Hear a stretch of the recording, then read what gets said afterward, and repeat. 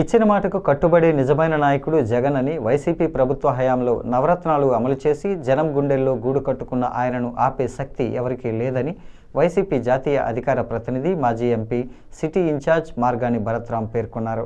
City నియోజకవర్గంలో YCP నాయకులు కార్యకర్తల మధ్య జగన్ పుట్టినరోజు వేడుకలు ఘనంగా జరిగాయి.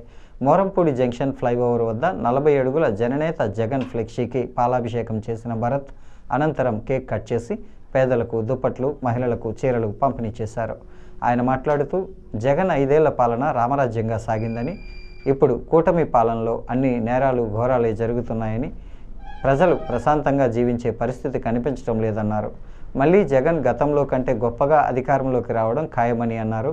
రాష్ట్ర గ్రీనింగ్ బ్యూటిఫికేషన్ కార్పొరేషన్ మాజీ చైర్మన్ చంద్ర నాగేశ్వర్, వైసీపీ నాయకులు పోలి విజయలక్ష్మి, సంకిస భవానీ ప్రియ, మార్తి లక్ష్మి, వాసంశెట్టి గంగాధర్, కాటం రజనీకాంత్, సప్ప ఆదినారాయణ, సుభాని, చీరారాజు, బొప్పన సుబ్బారావు, పడాల వీర రాఘవరెడ్డి, అనంతలక్ష్మి, కృష్ణవేణి తదితరులు పాల్గొన్నారు.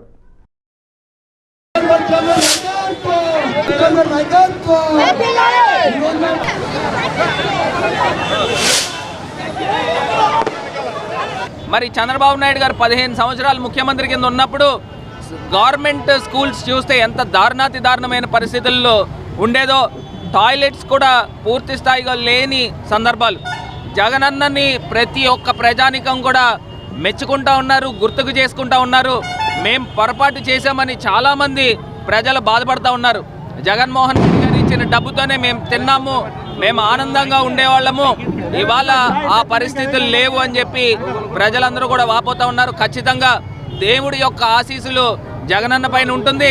2029లో ఖచ్చితంగా జనరంజక పరిపాలన అందించి మళ్ళీ ఆ సువర్ణ యుగాన్ని తీసుకొచ్చే కార్యక్రమం కూడా జగనన్న తీసుకొస్తారని మేమందరం కూడా ప్రగాఢంగా నమ్ముతా ఉన్నాము.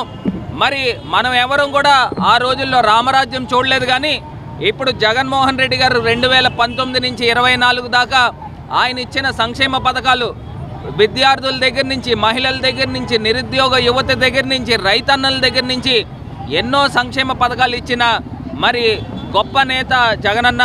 దేవుడి యొక్క ఆశీస్సులు సంపూర్ణంగా ఉండి మళ్ళీ 2029లో జగనన్న వన్స్ మోర్ అనే విధంగా మళ్ళీ ముఖ్యమంత్రి పీఠాన్ని అధిరోహిస్తారని మేమందరం కూడా ప్రగాఢంగా నమ్ముతున్నాము. ఖచ్చితంగా దేవుడి యొక్క ఆశీస్సులు జగనన్న పైన ఉంటుందని కూడా మేము నమ్ముతూ హ్యాపీ బర్త్డే జగనన్న.